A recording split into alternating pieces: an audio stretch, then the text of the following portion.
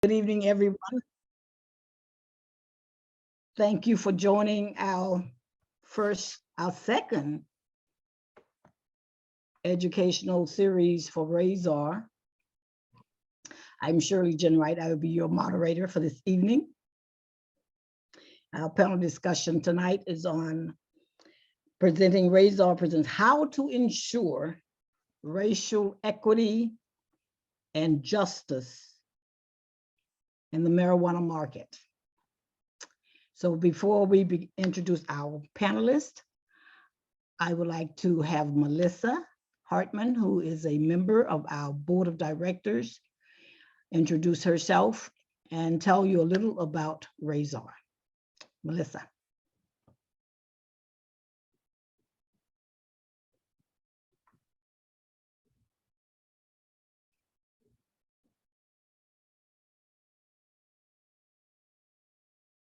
You on mute, Melissa. Melissa, you're on mute. Got it. Thank you. Wanted to, that's the cat came up and got kind of in my way here. Melissa Hartman, one of the board of director members for RASR, and just wanted to tell a little bit about our history. I won't take too much time today so that we can get right to the subject matter. But RASR started a couple of years ago as a group of individuals that were all very committed to recognizing and doing something about racism as a public health crisis. That is actually what we started and coalesced around. And what we have done is tried to grow to fill the space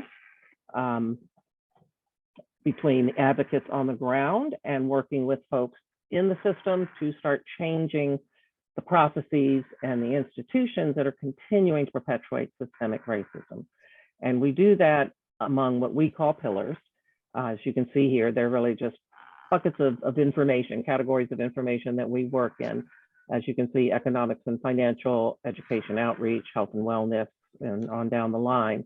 Tonight's discussion is under the legislation and policy pillar, where we'll be talking about the changing marijuana laws in Virginia and elsewhere, and what that means to equity and justice and inclusion in the state of Virginia. So our main objective as an organization, we are a 501c3 nonprofit, is to really be a source of education and a source of data and resources to help other advocates and activists so that we can really move forward together in this agenda and hopefully make sustainable change and lasting change to address systemic racism.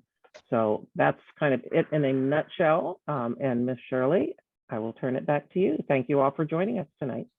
Thank you, Melissa, very much.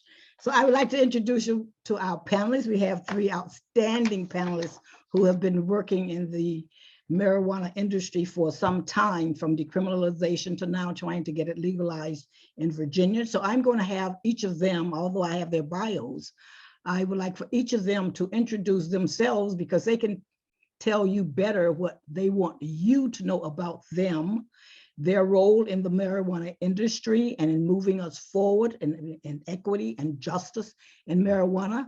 And I'm going to start with Sheba Williams, who is from NORML. We normally had J.M. Bedippadini. Unfortunately, she isn't feeling well this evening, but Sheba stepped up because they are a team and say, I'm here.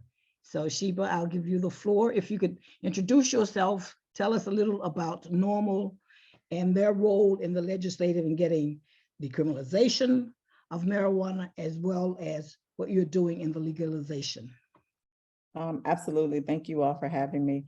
My name is Sheba Williams. I am the founder and executive director of a nonprofit based in Richmond called No Left Turns.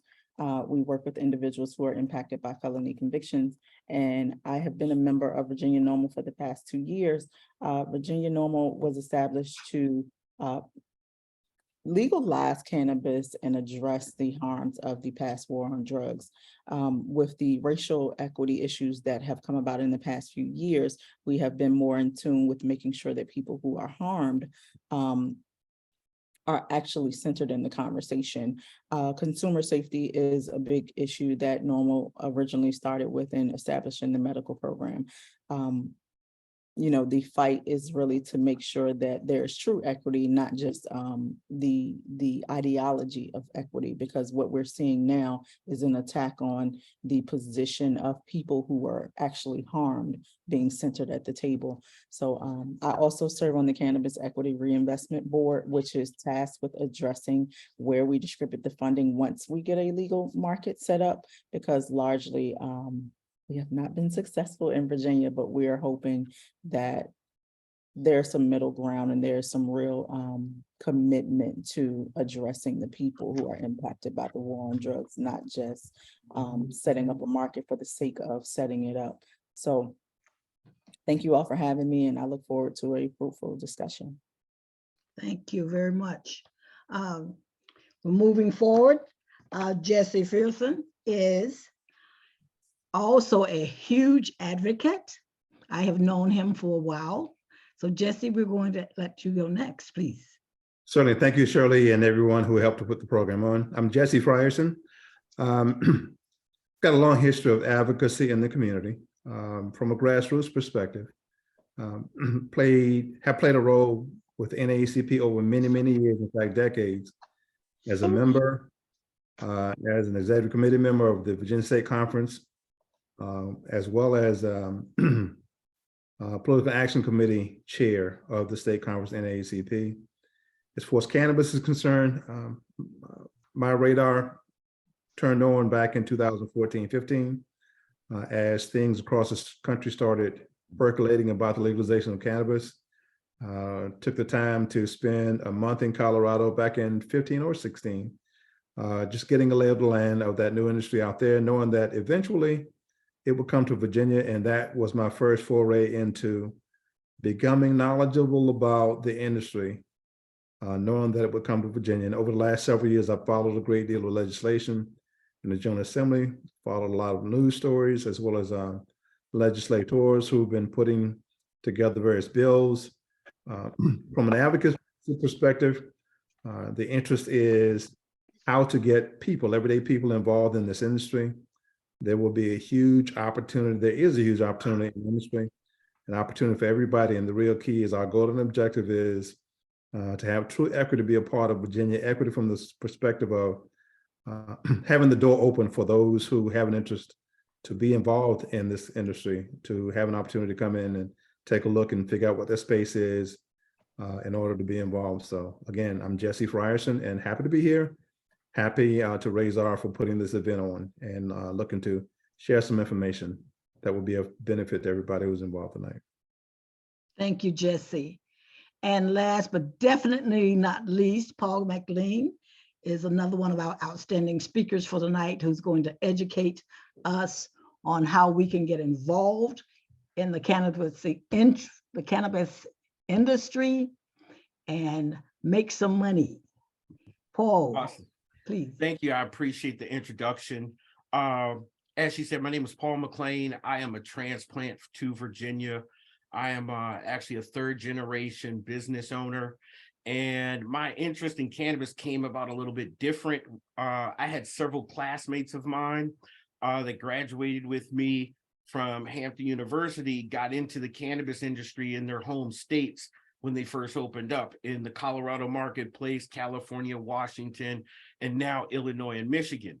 And as I traveled for business over the years, I would go visit them and started studying their businesses, asking them a ton of questions, doing research, because I knew at some point the industry was going to eventually come to Virginia where I was living. And I ended up learning a lot. And just as a business owner, it was just so intriguing to me back then, 10 plus years ago. There's a classmate of mine, his name was Ashley Grant, but his older brother started the California Cannabis Alliance. I encourage you to Google that when you get a chance. His name is Virgil Grant, and he is now one of the largest landowners in Humboldt County. And it's been an interesting journey, because as I was doing this studying, I ended up learning about what was happening in cannabis in the state of Virginia with medical MSOs getting licenses just by happenstance. And as a result, I started talking and trying to advocate, and I eventually was invited to participate in Governor Northam's work group in that process, which was very eye-opening. And through going through that process, I think it was about a dozen meetings, but by the third meeting, I realized no one was talking about what equity should actually look like, the possibilities, how it could be implemented. If you don't know, our organization, VMCC, the Virginia Minority Cannabis Coalition, I'm the executive director and founder. Our area of focus in the cannabis space is in the economic, business side, the legislative side. We work a lot in the business space. We work to try and open doors for people through programs in the job space, as well as the business ownership space. So we have programs for people that want to start learning how to be able to work in a dispensary. And then we also do boot camps. And we've done numerous boot camps where we take people through really a 4-week intensive that involves about 25 hours of video classroom type training, and then another 16 hours of group training, learning entrepreneurial skills. And it's not for the faint of heart. I'm a pretty intense person. We cram a lot of information in a short period of time because we understand the sense of urgency.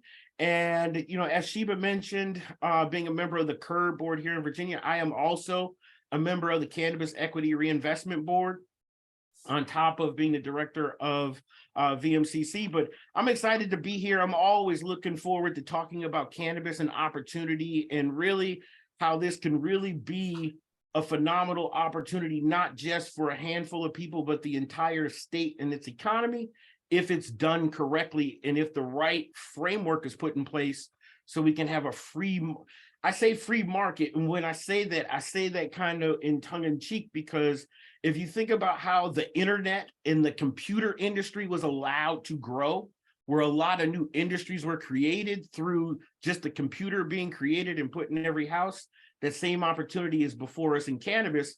However, because everybody's seen TV shows and movies and know about money, it changes a lot of action. So I'm looking forward to this discussion tonight.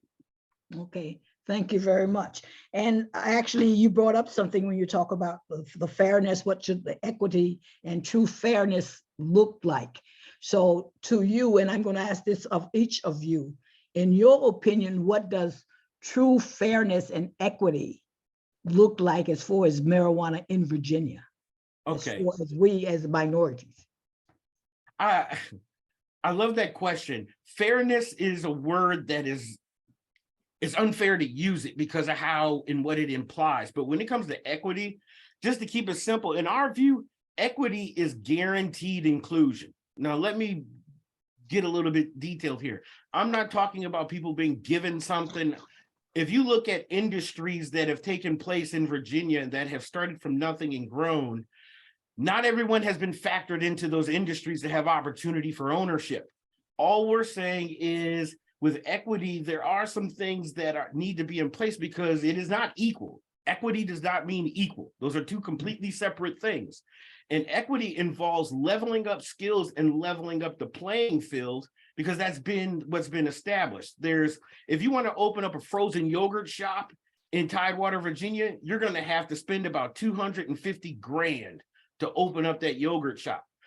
Cannabis has even more oversight, more rules, more tax issues. So there needs to be a realistic way for people to get into this industry. It's been done in other industries. It's been done numerous times. However, because people anticipate, and this is Paul's opinion, because people anticipate so much money being made, greed always seeps into these processes. So we need to have realistic, honest people working within this, because there's more than enough opportunity. But if you have not studied other markets, I will just say this and shut up. In every market where equity was not set up correctly to where it was a true opportunity for everyone, every one of those markets are currently dealing with a tremendous problem with misuse of product, unlabeled product, legacy market running rampant and messing up the market for everyone. And California is different than Virginia. I think we need to have a very strong, realistic, honest dialogue, because as I said, there's more than enough opportunity, and we encourage people to take advantage of this time period while it's here. Okay, very good. Thank you. Jesse. In Same terms of question. fairness Do I and need to equity repeat here, it? in terms of fairness and equity here in Virginia, I'm going to use the example of VDOT.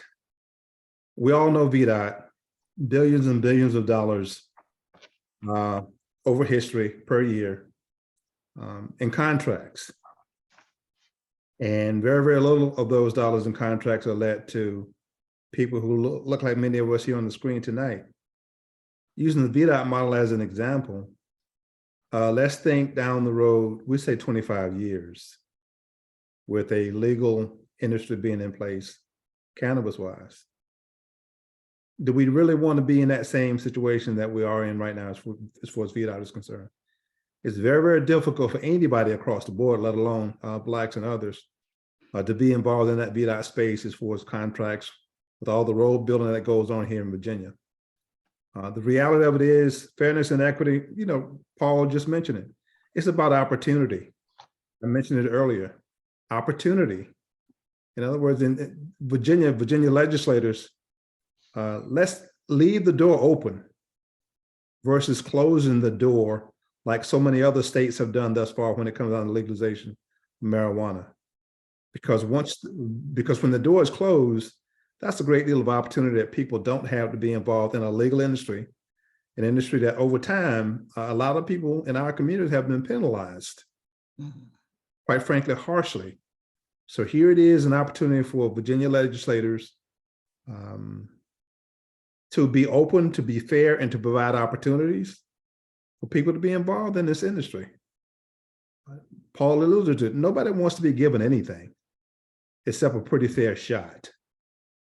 The only thing many folk want are opportunities to walk through that door, have an idea of what's available, and in turn, decide where their space is and what they want to be involved in, how they want to put together their financing to be involved in whatever segment of this huge, huge, huge business that we're looking at. But if Virginia legislators and others close that door and leave it closed, then it's a lot of people on the outside of that door, just like in so many other states right now, as we speak, that have legalized marijuana. People are upset, states having to go back through and redo laws, particularly from an equity perspective. Virginia, let's get it right. Virginia legislators, let's get it right the first time. There is more than enough to probably go around as far as the industry. There's more than enough to go around as far as the tax dollars that the state will receive. Virginia is the first state in the South who is at this point. And, you know, the goal and objective is to work with our legislators. I think, you know, polls show that people are in favor of legalization, but even more so, let's be in favor of and speak up about legalization being done the right way here in Virginia. So again, fairness and equity really, in my mind, leads to opportunity to be able to walk in that door and have an opportunity to be involved in this business so that everybody has an opportunity, everybody who steps forward in the capitalistic system to work pretty hard, very hard, in fact, to build generational wealth for their families, their communities, as well as their institutions as well. So for me, fairness and equity in Virginia really means opportunity. Okay, thank you, Jesse. Sheba, we're going to ask you the same question and give you an opportunity. I think the most important thing, in listening to the bill being heard when we first legalized in Virginia, atonement for past harms. Equity is not something that is elusive. It is something that has to be done with intention. And by that, I mean education about the process, business support, access, expungement for people who have been charged with offenses in the past, because we all know which communities were over-policed, over-sentenced, overcharged, over-surveilled, over-incarcerated. And it doesn't mean just the person who got that offense. It means their family, it means their communities. We have disinvested from communities largely because of the failed war on drugs. And nobody is talking about going back and make sure that those communities are invested in when this revenue starts flowing. We're talking about the opportunity to get support with starting a business and sustaining a business. The overall problem with a lot of states that have legalized and thrown around the word equity, saying that they were wanting to be intentional, is they were not really being intentional about making sure that small business owners were supported. They were not given the options to have safe banking. They were not given the options to have the education around building a business plan and making sure that the business was sustainable. They have not had the opportunity to be secure in their business because they've had to be cash-based businesses. They've not had the opportunity to continue with the process without being harmed. Because if we're really talking about equity and we're really talking about the people at the center of this, we're talking about releasing the 576 people who are still incarcerated for cannabis offenses.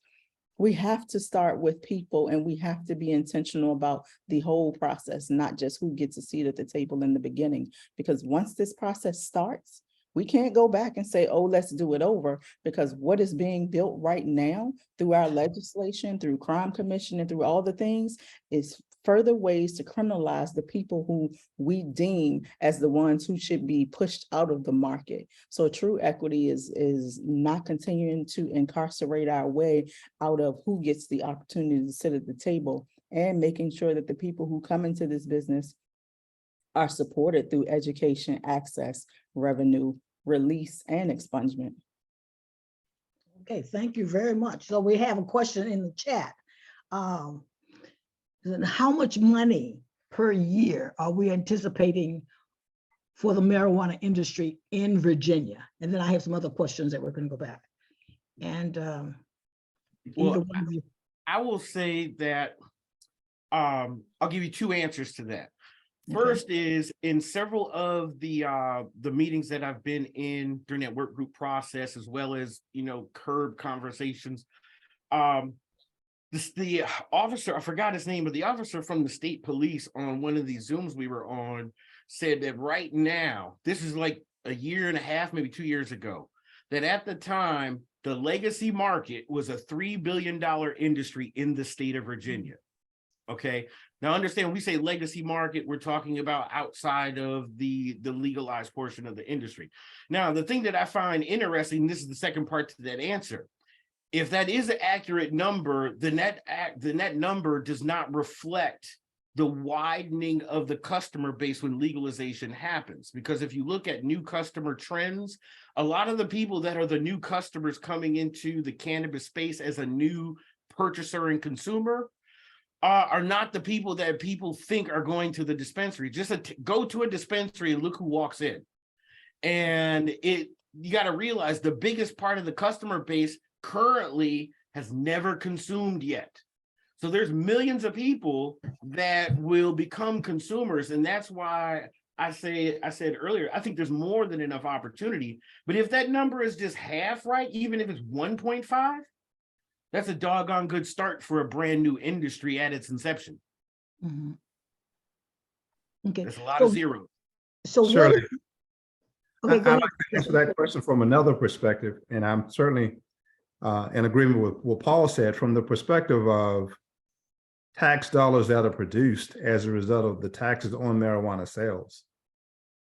It's projected that the state of Virginia, and this is directly from one of the state senators who is one of the leads as far as proposing bills, $250 million in year 3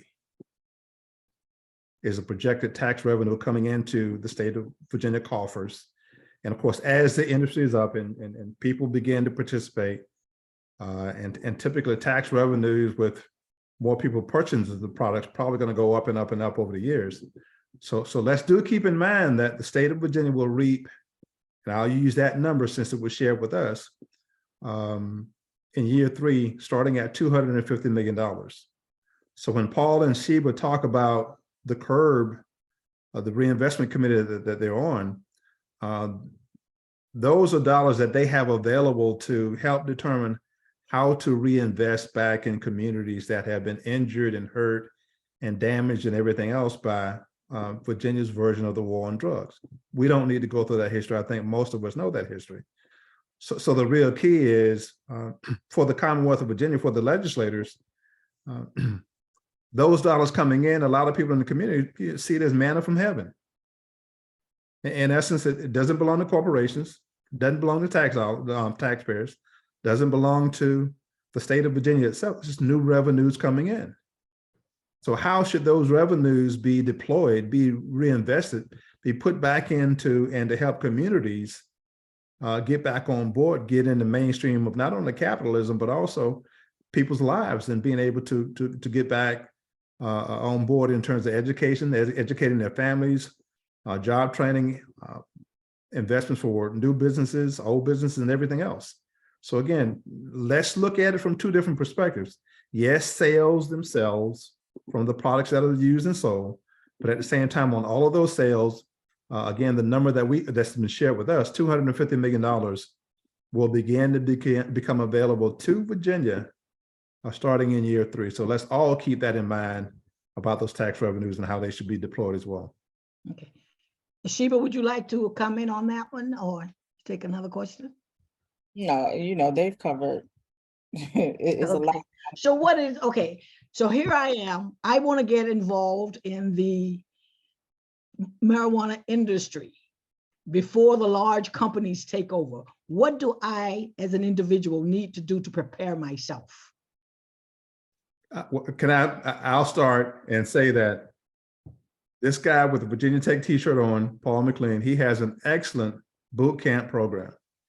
In fact, I'm a student in that boot camp program right now. It's not easy. It's very arduous, and as he indicated, he is a taskmaster. So for those who want to take a look at the industry, some of the opportunities that are available, begin to learn about what the industry is, Paul McLean's boot camp program is an absolutely excellent start.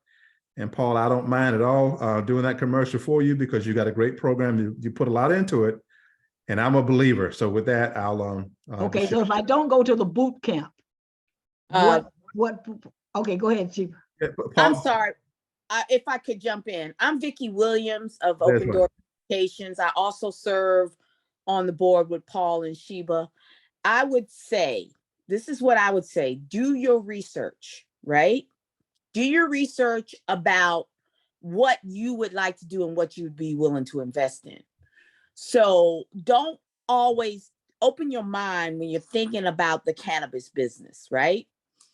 And what I say to that is there are a lot of ancillary businesses that support the cannabis industry. Mm-hmm. Anything that you do in business, you can do in cannabis business, period. If it's a business, any type of business that you're doing, there's going to be a part of the cannabis industry that will need that. And so stop thinking only dispensaries. Mm-hmm. Start thinking about something as simple as packaging, something as simple as, human resources services. That's what I'm thinking about doing. That's my whole bailiwick. Something like point of sale, storage, how to effectively market, but not market the normal way, because there's different types of marketing that you can currently do with the cannabis industry. And because it is still illegal at the federal level, there are certain things that hamper you. So what type of work do you want to do, Shirley? Don't think about cannabis, but what type of work do you want to do? What do you love to do? Or as I tell folks, what would you do for free? Okay. Right. That's real talk. Because if you'll do it for free, then you'll invest in it. And if you invest in it, then you have the passion to get through the humps and the hills and the valleys. So that would be the question I would ask you to ask yourself. Okay, I hope our listeners our participants heard that. So That awesome. Paul, awesome what you response, think, Vicki. Paul? Awesome response. I will say this: if a person doesn't want to go to the boot camp, there's some things that you definitely got to do. Research is a big part of it, but I'm going to get very real. Okay. If you want to get into the retail space, but you've never worked in retail, you should not be trying to open a dispensary, because the 280E tax laws will eat you alive, and you will end up losing your house because you don't do well managing money. As Vicki was saying, you got to realistically look at what your strong points are and what you're willing to do. Now, when you look at yourself, And I'm not talking about you got to be college educated. I'm not saying you got to have an MBA. I've worked with people that are in the cannabis. I'm currently working with 2 people in the Colorado market that own cannabis businesses. Neither one of them have graduated from college. One owns a dispensary and cultivation facility. The other gentleman owns a consumption lounge called Tetra 8 out in Denver. You have to realistically look at what you're comfortable with. And then when you figure that out, if you're lacking some of the skills you may need to get into dispensary, if you're lacking some of the skills that you need to get into cultivation or manufacturing, making edibles and cookies and gummies, if that's what you're interested in, you have to go seek out the people that are going to fill that void. Okay. And you got to start doing that stuff now. If you're interested in getting into this industry, get off your butt, stop watching TV, and start researching. As Jesse was saying, I'm a taskmaster because look, one of my closest friends was one of the first people in the LA and Oakland cannabis market. His family had already been in business, in the liquor business for years. And just listening to the things that they have had to go through with people stealing from you because you don't track your product. That causes you to lose your business, you to go to jail. You see what I'm saying? You have to figure out what you want to do. And as Vicky was saying, people often think about dispensary and cultivation. Let's talk about that. Okay. Dispensary is the highest tax part of the industry in most states. Some places you're getting taxed 46 cents on every dollar. You don't get to write off any of the things that you can currently write off for a business. So if you get a retail space and you got to remodel that, that's all cash out of you and your investor's pocket. You don't get to write that off. That means that as a business owner, you don't have a big margin of error. You have to be precise and be on top of your numbers. If you're not a detailed person, you got to get a bookkeeper in that business. And I'm talking about thinking like this because you got to spend some real mental energy thinking about all those problems and weak spots, and then include that information in a business plan. Okay. I've talked to so many people here in Tidewater and across the state that want to get into this industry. And when I tell them an investor is never going to give you any time if you don't have a business plan, because they don't want to sit and listen to what your dreams are. And we're going to make the best this, and we're going to sell the strongest weed and all of that nonsense. They make decisions based on how fast and how well can I get back my money. So if you can't explain that in a business plan, the investor looks at you when you try to approach them. This isn't what you really want to do because you haven't even put forth the effort to write it up. And that's something that a lot of people that come through our boot camp, they don't realize that. And a lot of people didn't like writing in school, me either. But I was fortunate that I brought on some board members with the coalition that forced me to go back and start writing white papers because it's a necessary thing in business. So you got to be able to take your idea, whatever it is, and get it on to 10 pieces of paper and be able to explain so an investor will put money behind it. If you want to get into cultivation, but let's say you're functioning in the legacy market, okay? Because that's a very popular space for people. That's great. You may be really great at growing 2 strands of cannabis. However, to operate in this commercial business, you need to be able to grow 100 different strains over the course of every year because your customers want variety. You see what I'm saying? And that means that if you typically have been working in the legacy space and you take off after Thanksgiving, you typically do your biggest harvest in the fall, and you take your money, you go and enjoy the holidays, get through Martin Luther King, and then about the kind of spring, you start planting some more seed in the soil or hydro, whatever you're doing. You can't do that as a commercial business because how are you going to pay those bills during those 4 months? Cultivation is the hardest part of the industry. It is farming. It is work. And the thing that is so challenging here, and I'm being very real, it's one of the most expensive places to enter because when you put your first harvest in the soil, if it tests hot for mold, if you get aphid infestation, if you use the wrong fertilizer or growing component and they come test that product and it tests for isolates and all of that stuff in that plant, you got to destroy the whole crop. So that $2 million, you just burn. If you try to be slick and sell it in the legacy market to somebody, you're going to jail if you get caught. It is not something to play around with. No, I'm not trying to discourage people. I'm trying to be real, because I get people that call me every day with so much passion. And when I tell them what the work is just getting your idea to a point where it's presentable, where somebody with a check with 8 zeros in their chest pocket will pull it out and write you a check because you've convinced them, okay? Edibles, all those kinds of things. People are calling me, hey, I make my own cupcakes. I make my own cookies. Great. They're crumbling up flour and dropping it in some Pillsbury batter. That is not making edibles. You got to realize you're producing medicine. So it has to pass testing. It needs consistency of dosing. Those things take a little bit of time. And in that manufacturing space, that's the most science-laden part of the whole industry. You see that all of those compressed tanks and all of that stuff will explode. You got to have real knowledge. Now, in some markets, some people have recognized that equity and equity initiatives are needed to help people transition into those businesses. So they have co-op space that people can rent. Those are the kinds of things that are also opportunities for people here in Virginia. People just don't realize that. So I talk about those things because those are the things that people are most interested in, okay? But as Vicky was saying, and as other people were saying, those ancillary businesses, you guys got to understand, more people in California and Colorado have become financially independent providing ancillary business service than people who have owned dispensaries and so forth. Because that ancillary business that designs packaging may service 50 different cultivators across the state. You see what I mean? They do a lot of business, and packaging is a big issue because if a law changes, you got to redo all your packaging.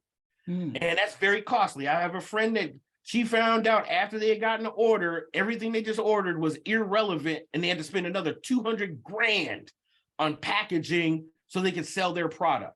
So it's a lot to do. I know it sounds like a lot, but the only reason it feels like that is because there's no benchmark. There's no pathway set up.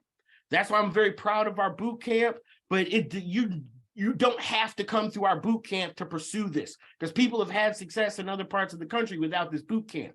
We just put it in place to kind of speed things up. But if you're the person that's willing to do the real research, find out, research 280E. That's something that you need to be very knowledgeable of. 280E, that tax law.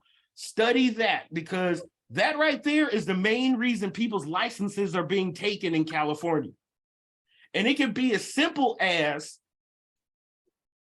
someone cashing out the register one night and forgetting to include $50 that was sitting over there. And then you get audited and they come in and you got multiple days of your ticker tape being off by $550, something like that. Hey, that's enough to take your license. There is no margin for error there. So we encourage people, if you want to go after the top tier business, be real about it. And I'm a realist as a child of 2 entrepreneurs. Let me tell you, if you're going to get into this industry and be serious about being a business owner, there's a couple of things you got to be willing to give up. One is entertainment. Everybody's got 24 hours in a day, and some people become billionaires and some people die broke. They got the same 24 hours. You got to give up television. You're going to have to give up what you consider fun and get out of this third thing, this mindset of saying, how can I make this easier? How should they make this easier? Business ain't easy. You need to be asking yourself, how can I get better? So that way you're agile and you're able to react to the market, because there's so much stuff that will change in a matter of 30 days and you got to be able to pivot and pursue it.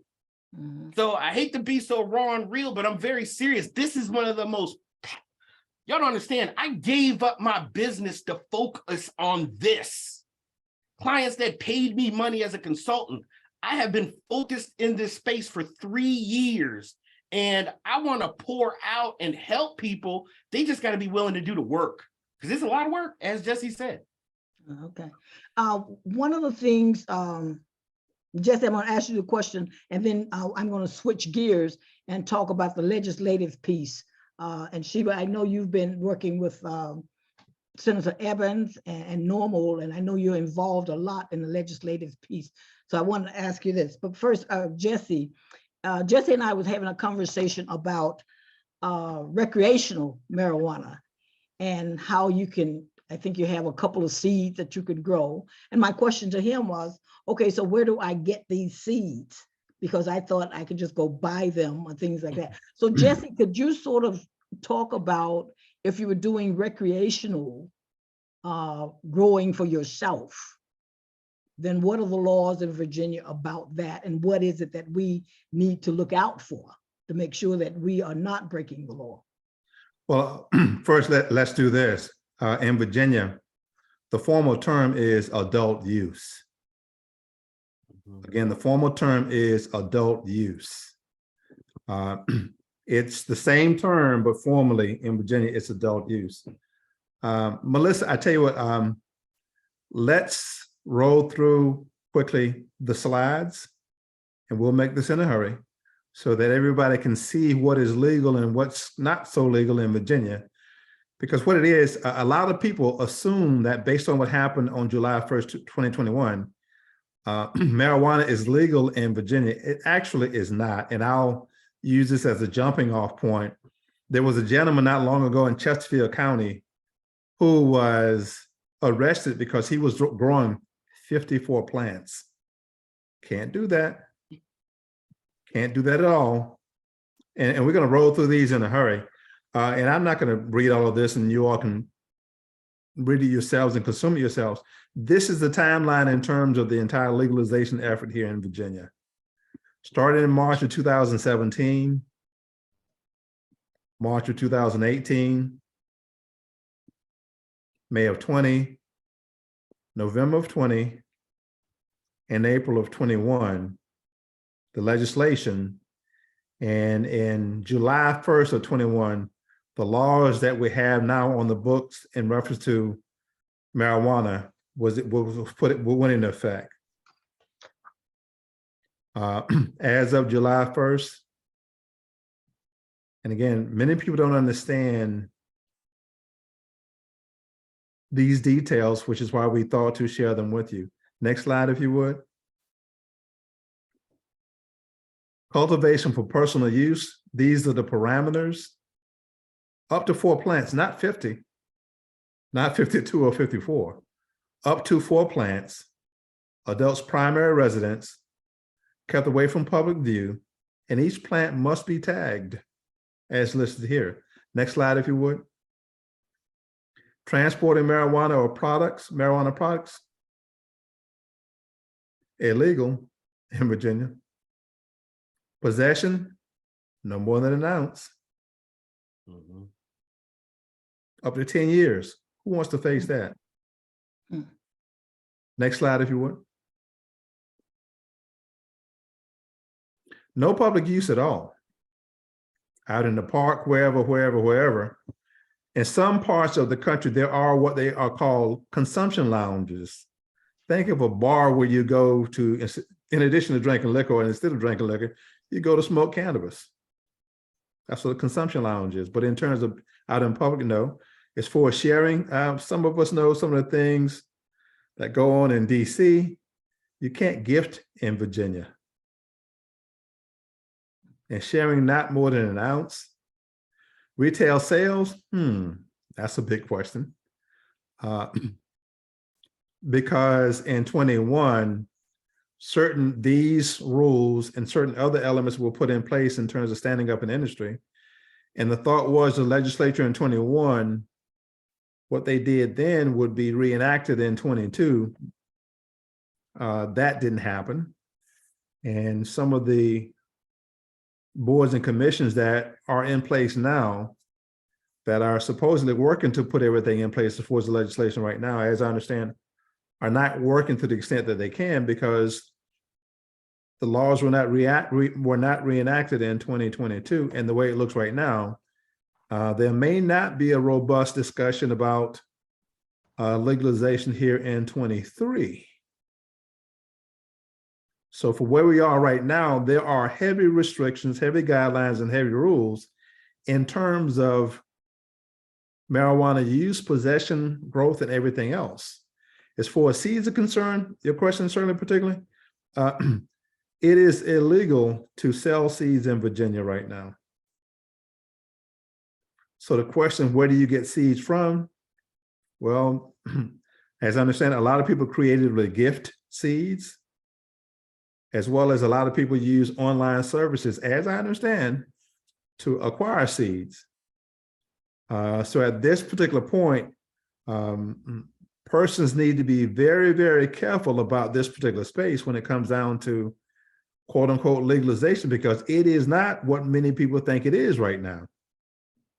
It is certainly not what many people think it is. And that prime example of the gentleman growing 50 to 54 plants, that's a prime example of the understanding that people don't have about what they can and can't do right now.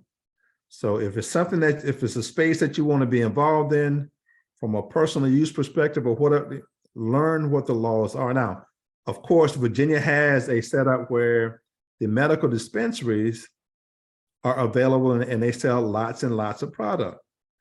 And to now easily screened, it's now that straightforward. It used to be a long, convoluted process that involved the board of pharmacy and all of that. It's not that way anymore at all.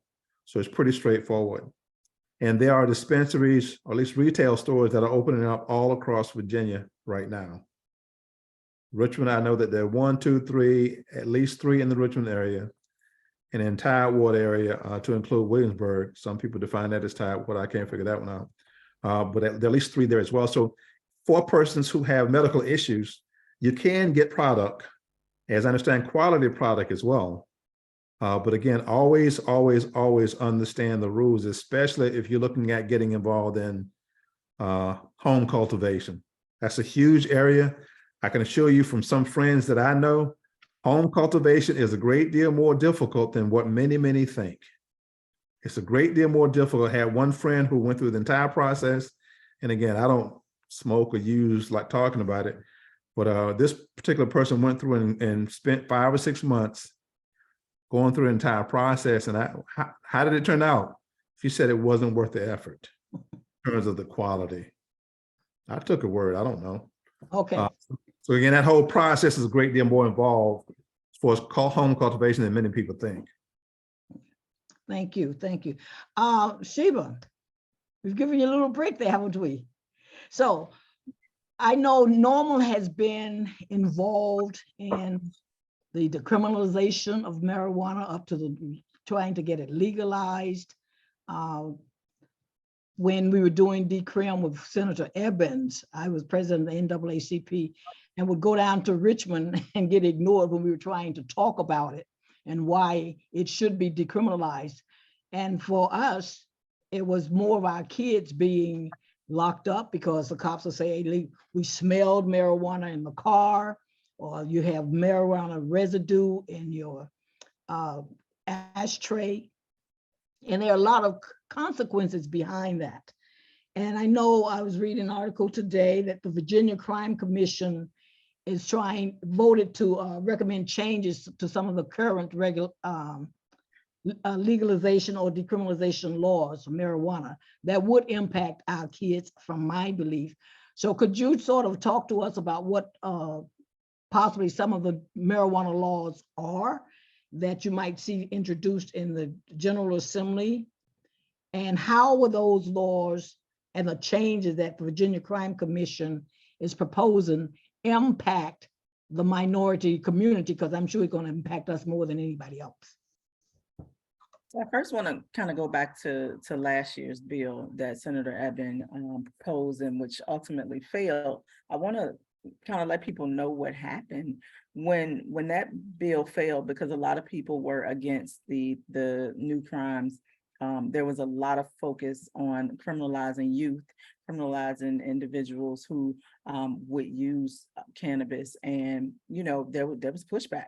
People in the community said no new crimes, and that is fair. And we don't want to continue to see our young people criminalized. We don't want to continue to see people, period, criminalized. But that was part of what was going on. But what a lot of people don't know is when that retail sales bill failed last year, we reenacted 7 felonies, 2 mandatory minimums, and 3 misdemeanors that were already on the books pro-prohibition era.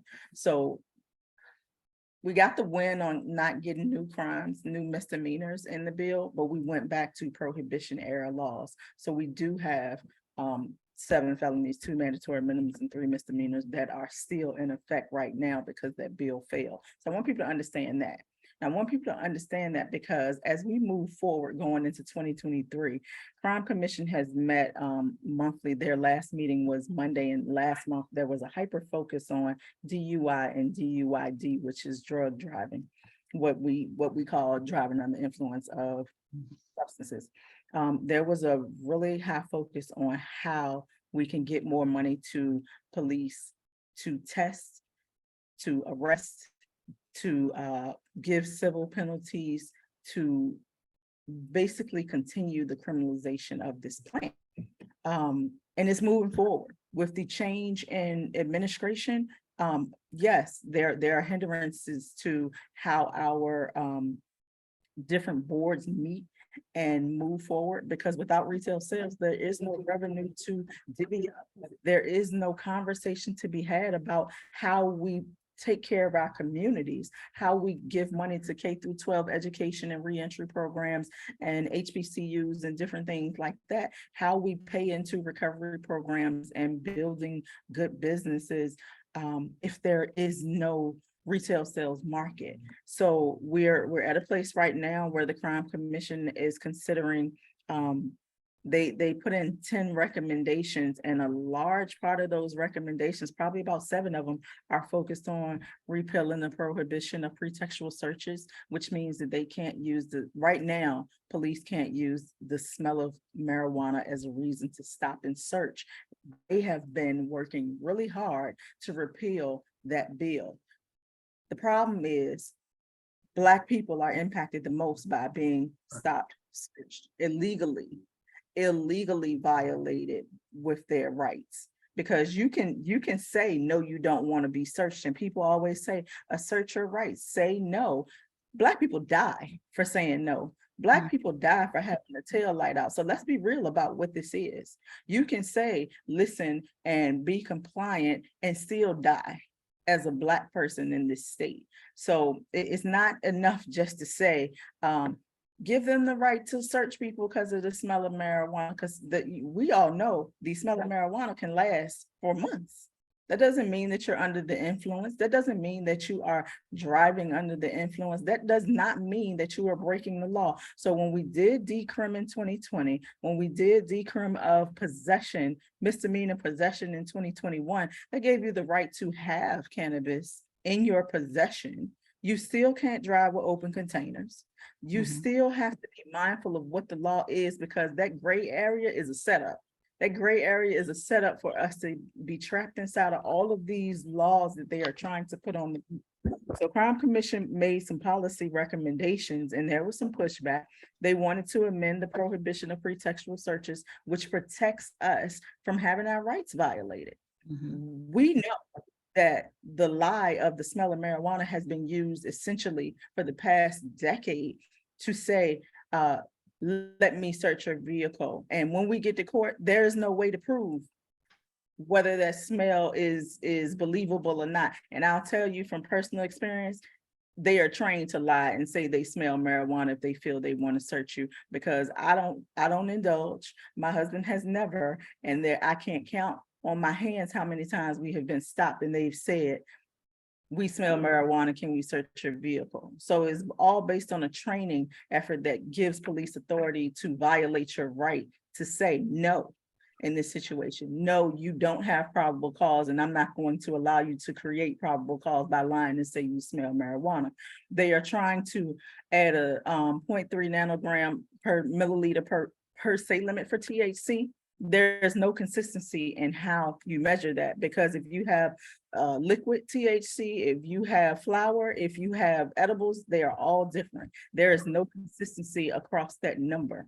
is necessary to provide consumer safety, and that is what we fight for. But you got to be realistic about what is consistent in this measurement. And there's only been about 8 states that have per se limits, but they don't have enough data to back up giving this 0.3 limit. They want to allow for preliminary roadside screening of a person's saliva, and they won't say what they do with your DNA after the fact. They're like, oh, we just don't know. But Virginia State Police was in the Crime Commission meeting saying, we want to take your saliva on the side of the road to test for THC. It's not permissible in court. It's not something that can be held against you. It'll help you prove your innocence, or it will give us probable cause, but it won't be admissible, and nobody will tell you what they will do with that DNA after the fact. They're proposing that the Commonwealth pay hospital employees to perform DUI blood draws in a situation where they suspect you being under the influence. That takes our healthcare workers who are already under strain away from medical facilities. And there's a reason why nurses and ER doctors are refusing to do blood draws, because we are violating people's rights. And they are utilizing our medical professionals to say, do this and we'll pay you more money, even if the person says no, even if they object to having it done. So they are proposing having Department of Forensic Science to conduct alcohol and drug screening on all DUI blood draw submissions starting January 1. There are a lot of things that are going on behind the scenes, and a lot of people think that it is just the laws that are going to be proposed in General Assembly. We all have to pay attention and get involved in these boards, these commissions. We have to vote. We have to serve on juries. We have to serve on boards. We have to show up for city council meetings to learn about the ordinances and the zoning laws around what can happen. We have to know that if you are a renter, you don't have protections to be able to use in your home. You don't have protection to grow on your property if you are a renter. You have to know the changes in the law that are happening day to day and who influences these. It's not just happening from January to March. It is happening at these board commissions. It's happening in the Crime Commission. It's happening in this adult work group that myself, Paul, and Vicky served on for the greater part of a year. We gave all these recommendations, and when the administration changed hands, they have their own agenda, and it is not good for people in the state of Virginia who are trying to work towards legalization. They have no intention on having goodwill around making sure that the small business owner is set up for success in this business. So when somebody asks, how do we keep certain groups from monopolizing things? If we don't get involved at every step of the way, then there is no way to stop it from happening. If we don't stay vigilant about being educated and educating our neighbors and our partners and our friends and our kids, because you think a college student who's 21 years old and legally able to buy can have that on a college campus, you are sadly mistaken. There's not a lot of laws that have dropped on LIS right now.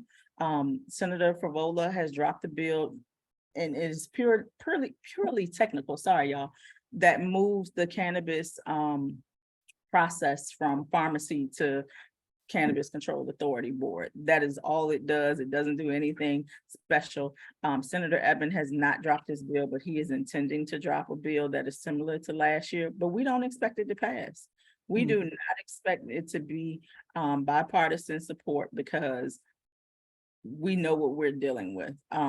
We're hearing that Chief Hodges is going to do a transitional sales bill where no new licenses are introduced, but it will allow existing stores still to people who are 21 and older, and there's growing bipartisan support behind it allegedly, but there's nothing that has been posted yet.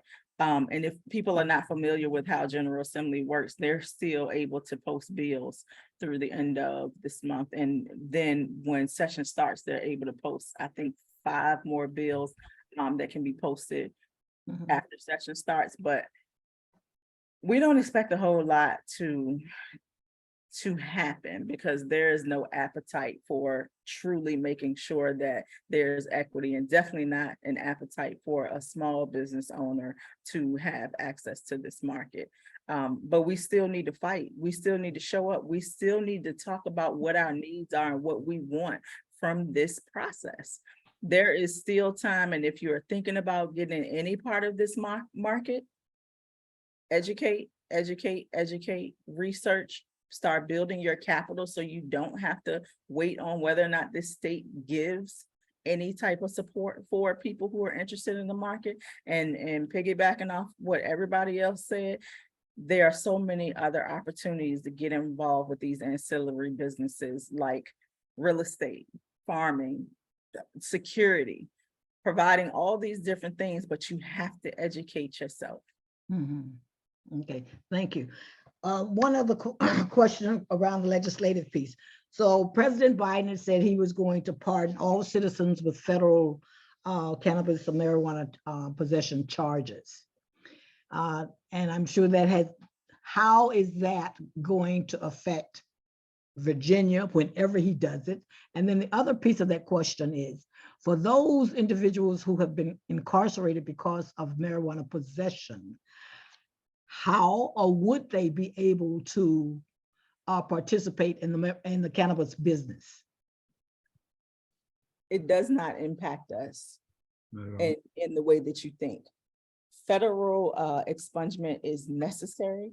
It is something that is owed to people who have been impacted by these systems. It will clear their records, but if you have a Virginia state conviction, then you have to wait for Virginia to start their process, which is not slated to start until 2025. The bill passed in 2021. Virginia State Police has removed it from the Virginia State Police record, but let's be clear, that's not the only record that is accessible, and that's not what people use for background checks. It is still showing up on the court system. It is still showing up on private background checks.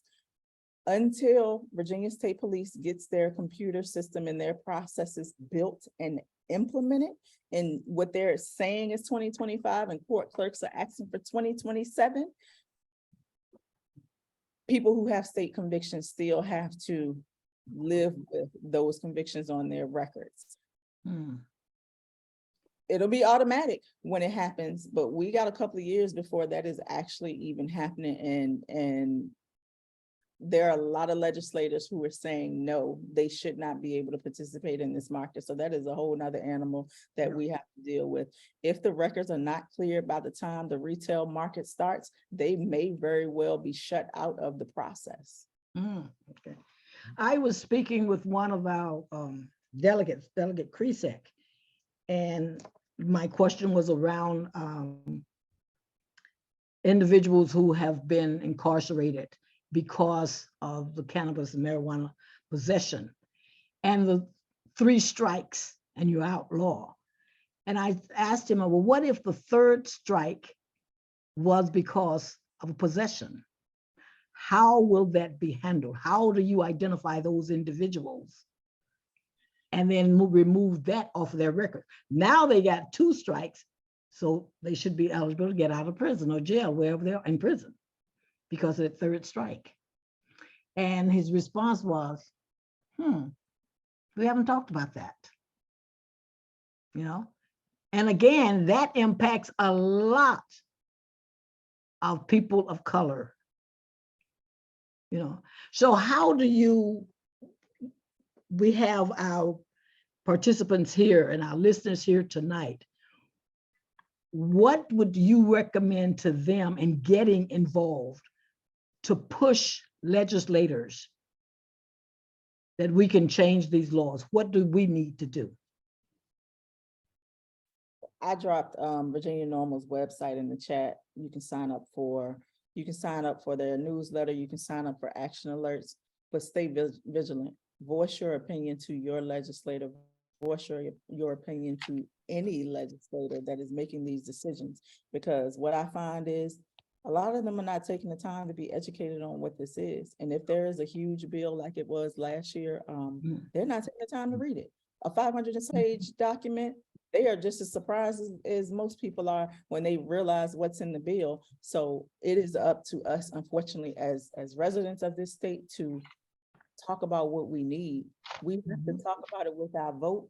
We have to talk about it with contact with legislators, have them go on record to show their support for this, and not just supporting getting this retail market set up, but getting it set up in the right way so that it benefits the people who deserve to be able to participate in this process. There should not be limitations on who can participate, because for centuries, and I'm talking about going all the way back to slavery, this state, this country has made money off of the backs of poor people, Black people, brown people, whoever they can exploit. They have made their money. They have built their foundation and bottom line for wealth. So it is high time for high time. Sorry, y'all. It's time for individuals to voice their support for getting a bill passed that is robust, that has the best interest of small, everyday business owners and individuals.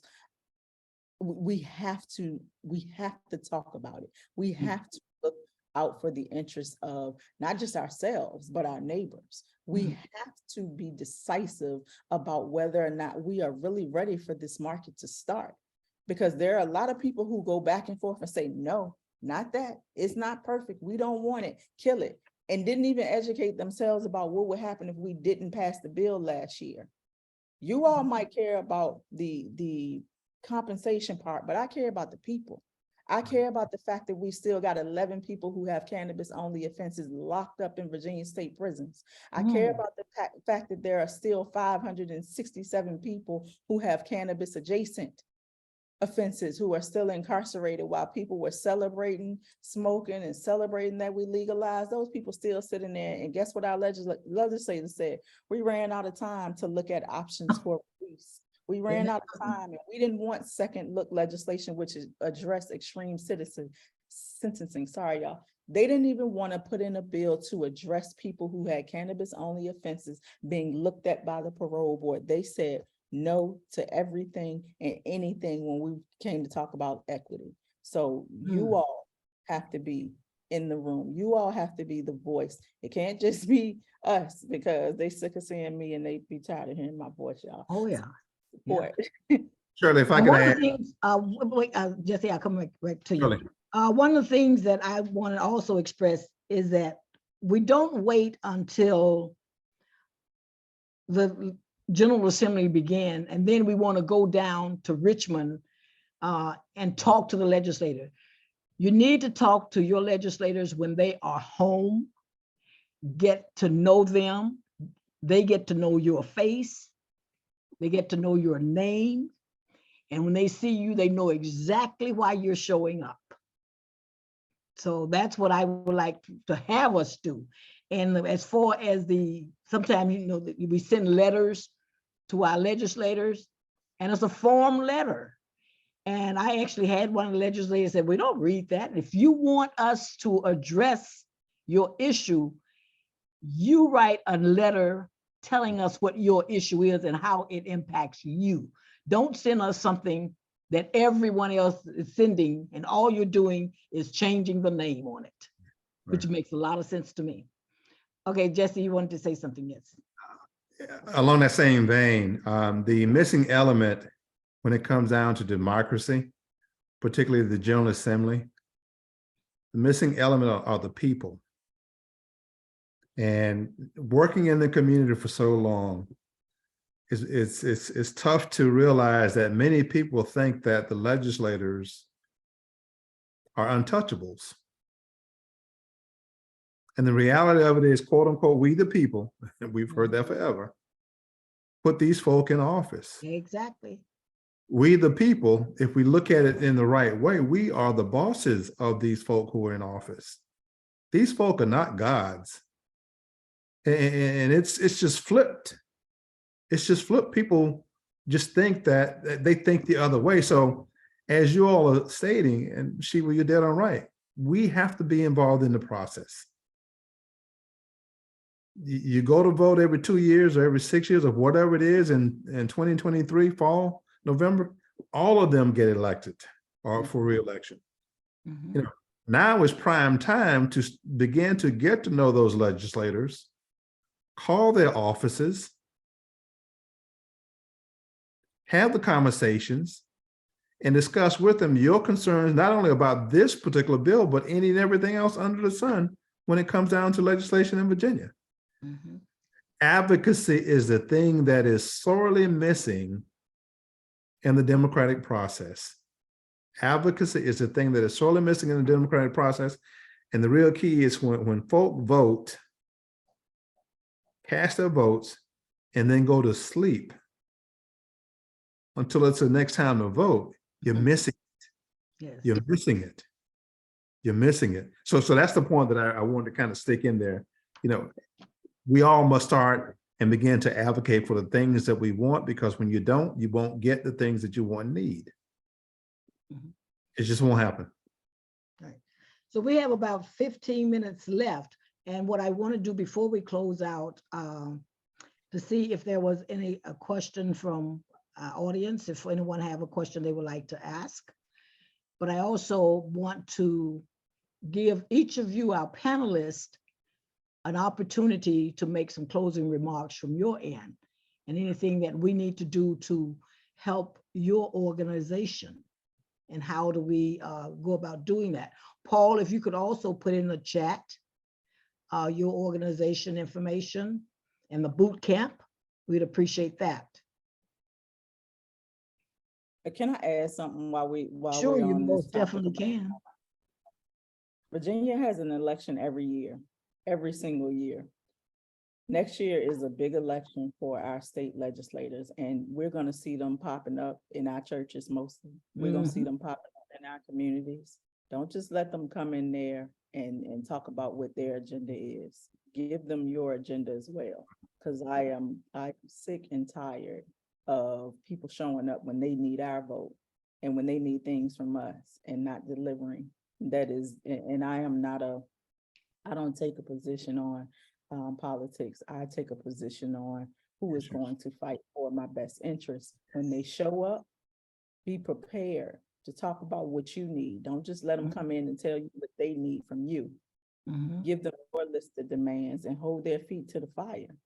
Because every year around election time, we get them rolling into churches and rolling into community centers. Yes. Make them work for it. And also we need to look at their voting records, you know. So if there was something you were passionate about, how did they vote on that? Shirley, may I say something? You may. So I dropped a link in the chat about locate your legislators.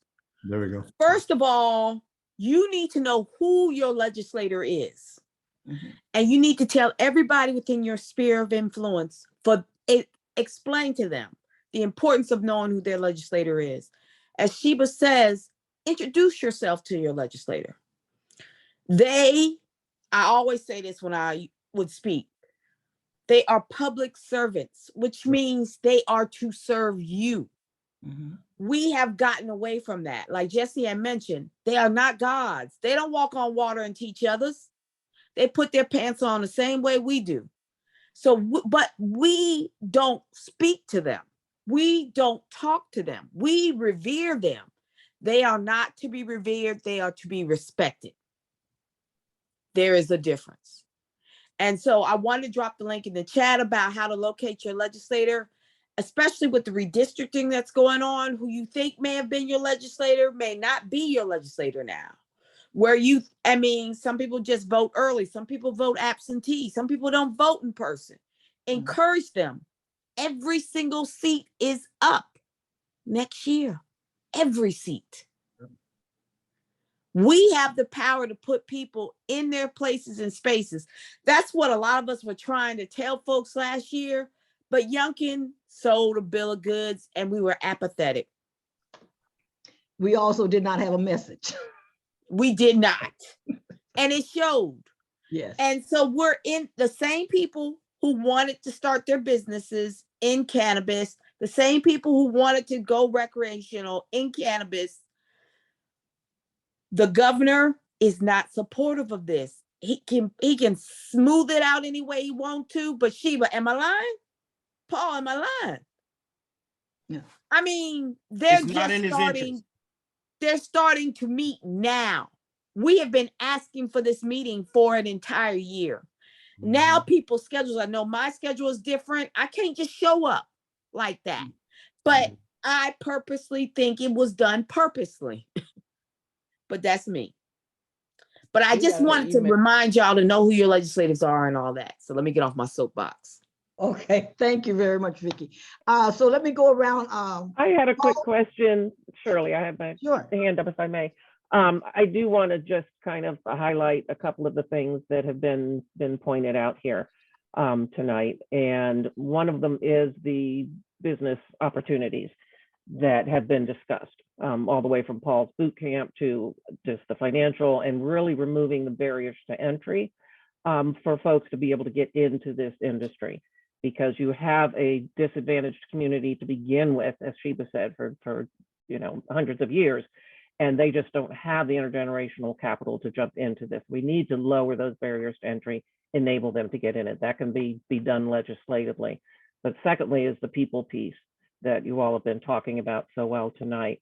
And that is not to add to the opportunity for more people of color to be pulled over under the pretense of I smell marijuana and put into the system to try and retroactively have to go and get them let out, like what you were talking about, Sheba. I'm appalled that there's 11, misdemeanor only cannabis folks that are still in prison in Virginia. So what you're saying, we can't just do this during election time, during the legislation time. It is a year-round effort that we all need to work on together to do this. But we have to be defensive and offensive.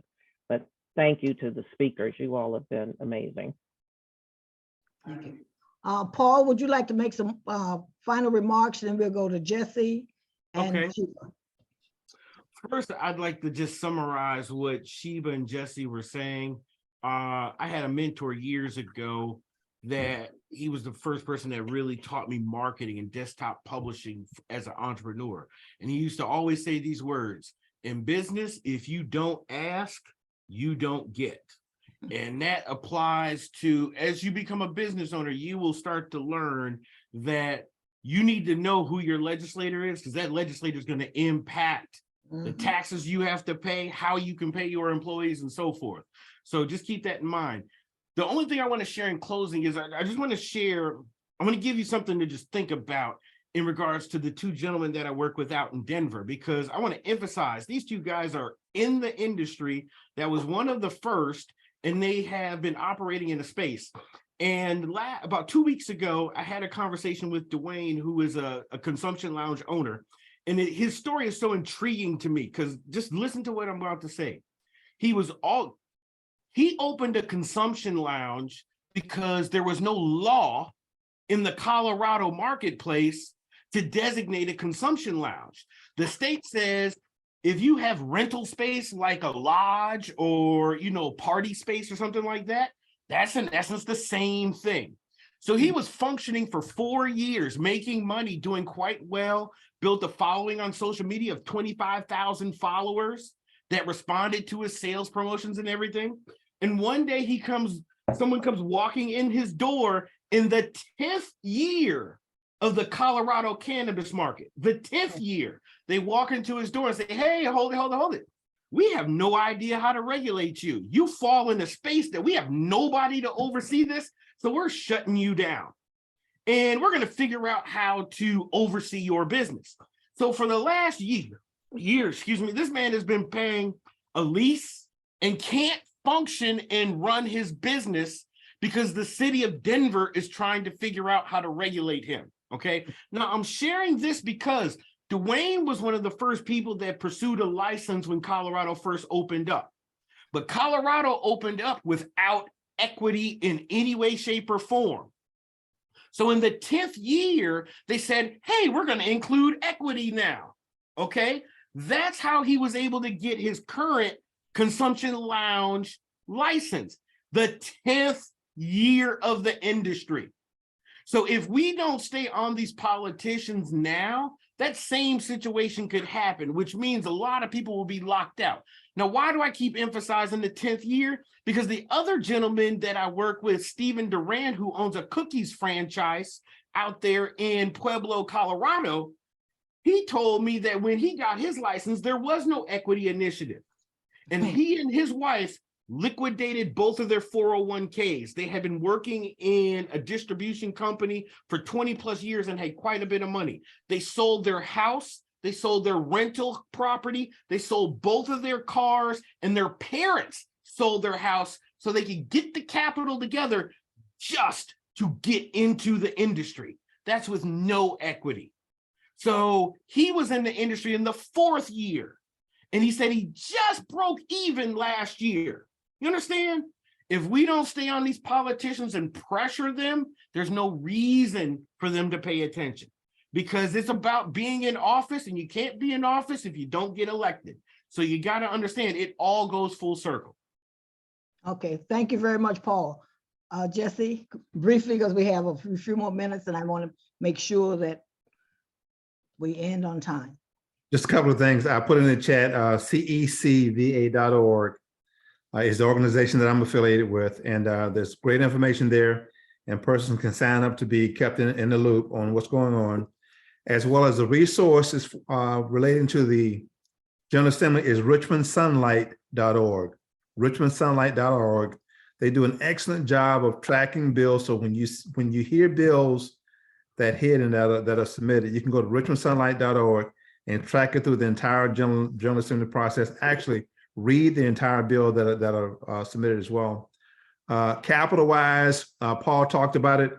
A lot of people ask us, hey, look, how much money do I need to get involved? The number that we share with people is, if you're serious about getting involved in this business and wanting a license in any aspect, you need to come up with personal money, just like Paul just indicated. So what we generally tell people is, think about the number $250,000.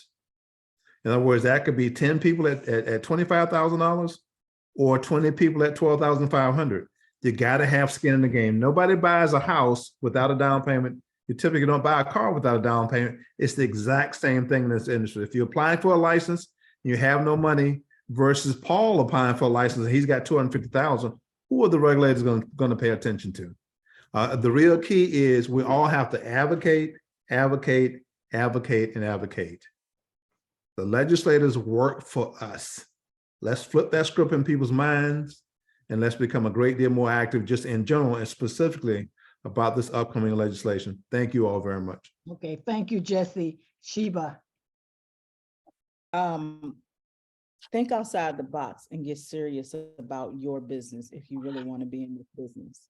I am a people person, and I fight for like justice. I work in justice work, as well as I serve on the board for Virginia NORML. We need people to stand up and fight for the people who are disregarded, because it can't just be we have to get these people free and home and able and eligible to participate in this market while we're in. And I'm gonna leave y'all with this, because I leave it with everybody. Vote, run, serve, lead. I didn't know anything about this market when I started, but they put $25 million for an expungement bill in the cannabis bill. And I've been working on expungement for 10 years. And in 2021, we got the first ever expungement bill passed for people with convictions. But I had to read that 538-page document to understand what I was fighting for. You do not have to be part of an organization. You can be a concerned parent who wants to make sure that cannabis is available for your baby who has epilepsy. Whatever brings you to this fight, come with the information, educate, educate, educate. But if you don't like who's representing you, run for office. We're going to support you. If There you go. Yes. That's all I got. Yes. Okay, thank you very much. I want to thank the panel, Jesse, Sheba, and Paul for accepting our invitation. I would like to thank each of you who've taken your time this afternoon. I know most of you work, or some of you do, but you've taken your time to join us in our discussion. So what I'm going to do is ask the chairman of our Board of Supervisors, RASR Presents, to close us out, and he'll give you some additional information. So I thank you again, and I look forward to seeing you at our next educational webinar. Thank you, Shirley. And, not to sound repetitive, but yeah, thank you so much to our guest speakers for being here and taking this time with us, to the guests that came in, special shout out to, our fellow RASR members, Shirley Jenwright, Stephen Spitz, who put together and organized this meeting. So truly appreciate you guys, appreciate your work. my other RASR members, Melissa and Frank Mosley on the call as well. You know, always appreciate all the support and glad we could put this event together. You know, just quick, I won't keep you long, but yeah, like meetings like this and events like this are just so important in fixing and gapping the problem, you know, combating systemic and structural racism. You know, these laws are passing throughout the country, the legalization of marijuana. Like I live in Maryland, it was just legalized last month. So it's so important to have these conversations and to build these network of people who have this information. And we just can't let the, you know, the bus stop here. We need to spread this information to other people and take these resources we have, like the people we have in this meeting, and spread that around, because we have to take this opportunity to capitalize off of the legalization of marijuana and share the information we have, because yes, other people are taking these opportunities to capitalize. So meetings like this is where it starts, and you know, where we really can grow and start to do something to combat this racism, especially so much that has exploited the Black community, to where we can now take advantage of these new laws and new opportunities. So continue to share, continue to push this narrative. You know, I just want to leave on sharing our contact information to reach out to RASR, as you see on the screen there. That's our phone number, our email address, and our website. Melissa, if you don't mind, could you just throw our website link in the chat? On our website, there's a short section right there. As you see, like the corner there, you just scroll down on the first page. It's a request to become a member. I would like to ask all of you guys to please fill it out. If you're at all interested in becoming a member, you know, we don't inundate, you know, members with a lot of meetings and stuff like that. It's very, you know, low pressure, you know, and I would just ask everybody to, you know, just fill it out, even just to see if it's something you would want to be, RASR, something you would want to be involved in. It'll take 5 seconds to fill out, and then we'll send you something to become a member. You know, as much as you do or don't want to be involved, or just, you know, want to have a little part in it, like I said, it's so important to keep this coalition of people together who are trying to fight, you know, this fight that we're all here to do. So, you know, so many of you guys on the call, you know, I know there are other organizations and stuff. And so I know, like, you know, we're all, you know, this big group working for this. And, you know, some people who I don't know on the call, like, again, thank you guys for being here. And I, you know, hope that you all can become members of RASR and, you know, invite us to your organizations. And we're just going to keep working together and keep pushing and fighting this battle. So thank you all. If you have any questions, you know, let me know, let us know, reach out to us. Definitely appreciate all of your guys' time. And we'll probably do a follow-up on this topic, because I don't think 1 hour and a half covers us and does it justice. Not at all. Again, thank you to all of our speakers. I appreciate you so much for accepting the invitation to be a member of a panelist. And again, thanks to each of you who attended. I wish you well and have a blessed holiday.